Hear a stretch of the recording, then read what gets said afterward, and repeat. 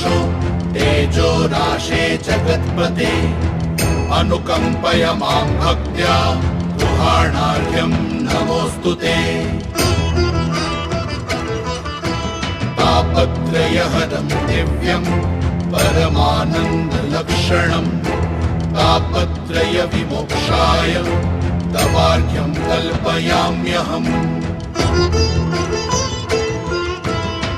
नमो भगवते तुभ्यं नमस्ते जातवेदसे दत्तमर्घ्यं मया भानो त्वं गृहाण नमोऽस्तु ते। अर्घ्यं गृहाण देवेश गन्धपुष्पाक्षतैः सह करुणां कुरु मे देव गृहाणार्घ्यं नमोऽस्तु ते।